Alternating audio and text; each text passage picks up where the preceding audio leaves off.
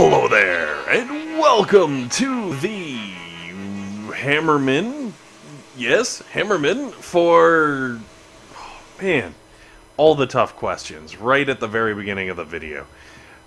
March the 12th. Yes.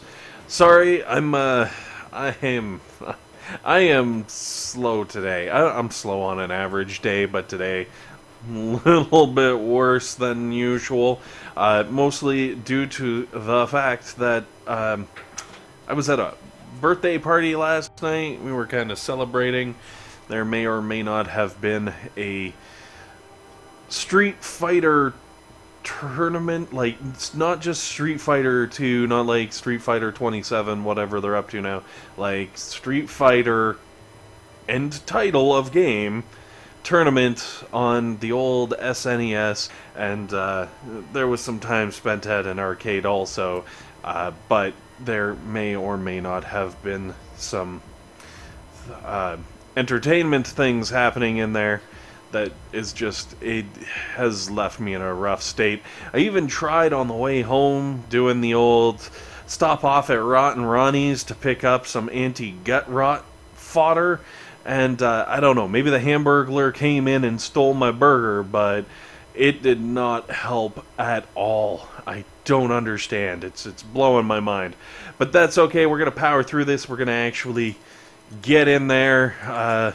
Also, I guess it didn't really help that last night was daylight savings time. So, if there's anyone else there that's out there in the world that's kind of like me who didn't realize it was daylight savings time today until, you know, they were an hour late for everything.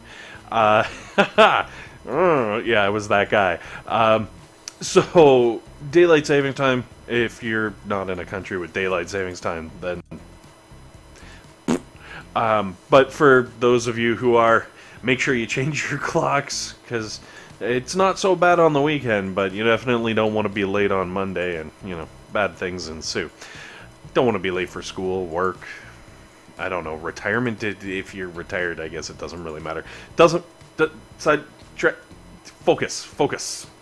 Laser focus without the laser, because I don't have any prototypes for any of these defenses.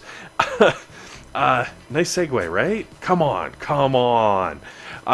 So, yeah, as always, yes, you can probably see in the top right-hand corner, there is a grappler and a damage amp that are just kind of hanging out over there.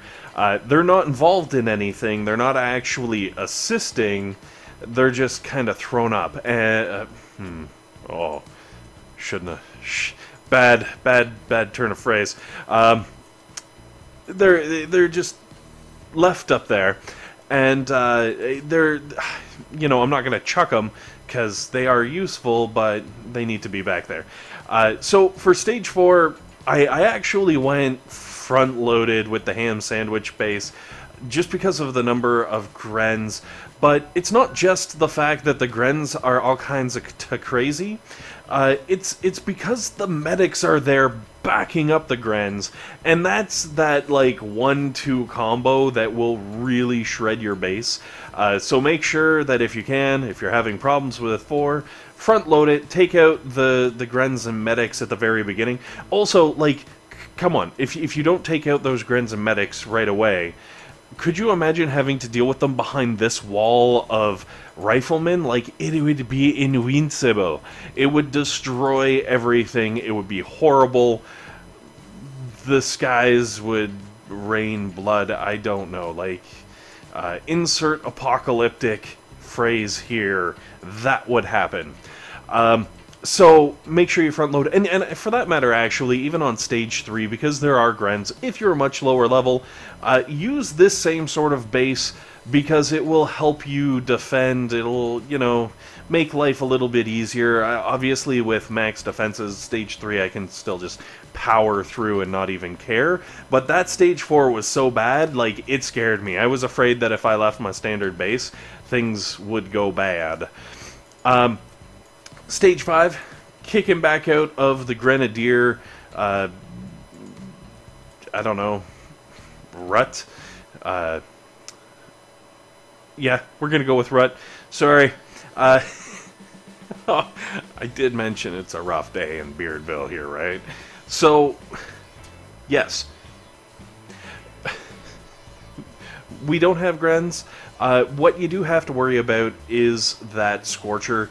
You definitely need to take out that Scorcher as soon as possible. So if you've got, say, lower level mines, I would very strongly suggest laying everything up on the right-hand side, doing a line of boom, like...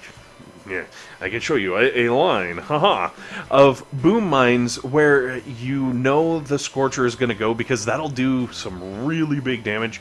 And then once it gets up to the front, have all your regular mines off to the side, because what's going to happen is the Riflemen trying to keep up with the Scorcher are going to get destroyed by those regular mines. The boom mines are going to ruin the Scorcher, and by the time it gets up to the front, hopefully your boom cannons are going to have enough time.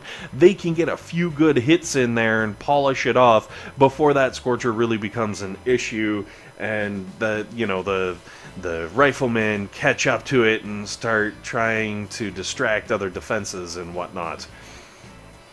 Okay, moving on to Stage 6. Full disclosure, I'm just going to get it out of the way now, because I already mentioned the prototypes chilling in the back, really not having anything to do with defense. Excuse me.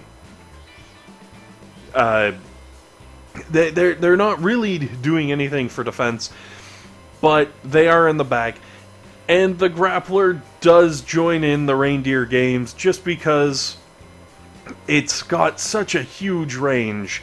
I can't prevent it from doing stuff completely without destroying it, and I'm not going to destroy it because having a grappler on your base it basically makes it a little bit easier to defend against the bullet warrior insanity, which I don't know, depending on where your VP is, maybe you haven't experienced it, but I know I sure have.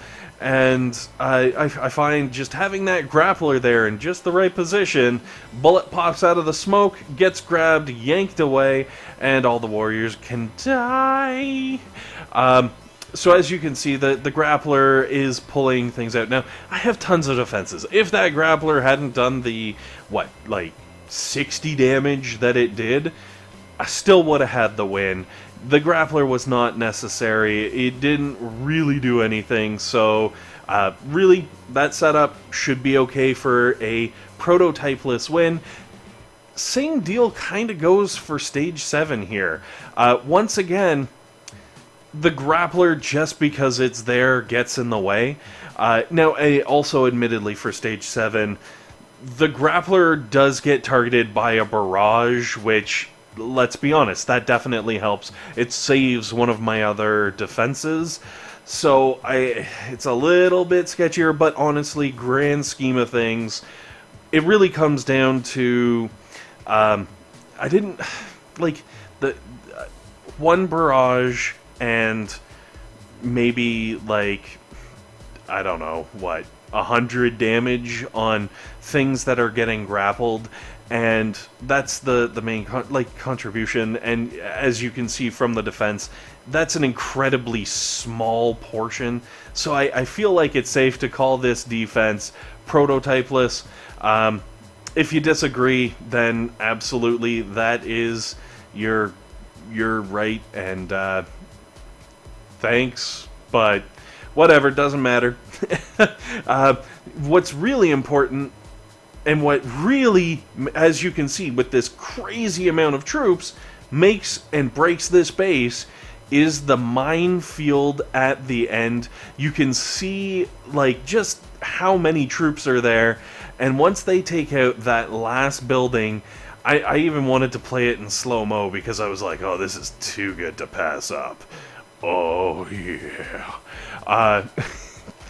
They just roll into those mines, and I don't know why there is one rifleman who's, like, shocked for, like, 20 minutes longer than everybody else. But as you can see, the minefield, even with a little tweaking, because there's some mines that didn't get used, it gonna do some good things, and it's gonna give you the win. Anyways, guys, thanks for watching. Hopefully this has been helpful. Hopefully it's been entertaining, and above all else, hopefully you guys have a fantastic day.